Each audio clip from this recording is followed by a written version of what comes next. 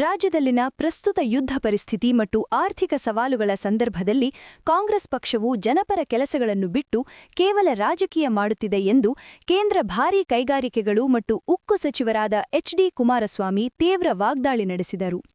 ಮಂಡ್ಯದಲ್ಲಿಂದು ಮಾಧ್ಯಮಗಳೊಂದಿಗೆ ಮಾತನಾಡಿದ ಅವರು, ಪ್ರಪಂಚದ ಹಲವು ದೇಶಗಳು ಇಂದು ಲಾಕ್ಡೌನ್ನಂತಹ ಗಂಭೀರ ಪರಿಸ್ಥಿತಿಯನ್ನು ಎದುರಿಸುತ್ತಿವೆ. ಆದರೆ ನಮ್ಮ ದೇಶವು ವಿದೇಶಗಳೊಂದಿಗೆ ಉತ್ತಮ ಬಾಂಧವ್ಯವನ್ನು ಕಾಪಾಡಿಕೊಳ್ಳುತ್ತಾ ಜನರ ಸಂಕಷ್ಟಗಳಿಗೆ ಸ್ಪಂದಿಸುತ್ತಿದೆ. ಕೇಂದ್ರ ಸರ್ಕಾರವು ಜನಸಾಮಾನ್ಯರ ಸಮಸ್ಯೆಗಳನ್ನು ಪರಿಹರಿಸಲು ಬದ್ಧವಾಗಿದೆ ಎಂದು ತಿಳಿಸಿದರು.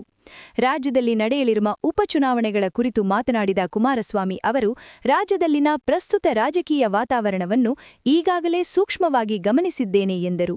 ಅಭ್ಯರ್ಥಿಗಳ ಗೆಲುವಿಗಾಗಿ ತಾವೇ ಖುದ್ದು ಪ್ರಚಾರಕ್ಕೆ ಧುಮುಕುವುದಾಗಿ ತಿಳಿಸಿದ ಅವರು, ತಮ್ಮ ಮುಂದಿನ ಕಾರ್ಯಕ್ರಮಗಳ ಪಟ್ಟಿಯನ್ನು ಹಂಚಿಕೊಂಡರು. ಸಿಎಂ ರುಚಿ ನೋಡಿದ್ರಲ್ಲ ಏನೇನು ಮಾಡ್ಬೋದು ಅಂತ. ಅಲ್ಲಿ ಹೋದ ಮೇಲೆ ಯಾವ ಥರ ನಡ್ಕೊಂಬಂದಿದೆ ನಿಮಗೆ ಗೊತ್ತಿದೆ. ಯಾವ್ಯಾವ ಸಂದರ್ಭದಲ್ಲಿ ಮುಖಭಂಗಕ್ಕೊಳಗಾದರು 13ರಿಂದ 18 ಈಗ BJP ಮೇಲೆ ಹೇಳ್ತಾರೆ. ಅವರು ಮುಖ್ಯಮಂತ್ರಿಯಾಗಿ ಚುನಾವಣೆಗೆ ಹೋಗೋ ಸಂದರ್ಭದಲ್ಲಿ 2018ರಲ್ಲಿ ಏನೇನು ಮಾಡಿದ್ರು, ರಾಜ್ಯದ ಆರ್ಥಿಕ ಪರಿಸ್ಥಿತಿನ ಯಾವ ರೀತಿ ಸಂಪೂರ್ಣವಾಗಿ ಮುಂದೆ ಬರ್ತಕ್ಕಂಥ ಸರ್ಕಾರಗಳು ನಿಭಾಯಿಸ್ಲಿಕ್ಕೆ ಆಗದೇ ಇರತಕ್ಕಂಥ ವಾತಾವರಣ ಇವ್ರು ಕ್ರಿಯೇಟ್ ಮಾಡಲಿಲ್ವಾ ಸಿದ್ದರಾಮಯ್ಯನವರು? ಏನು ಯಾರು ಕಾಣದೇ ಇರೋ ಆರ್ಥಿಕ ಸಚಿವರ? ಇವ್ರ ಯೋಗ್ಯತೆಗೆ ಅವತ್ತು ರೈತರು ಸಾಲ ಮನ್ನಾ ಮಾಡಬೇಕು ಅಂತೇಳಿ ರಾಹುಲ್ ಗಾಂಧಿ ಹೇಳಿದ್ರು ಅಂತೇಳಿ ಮಾಡಿದ್ರಲ್ಲ.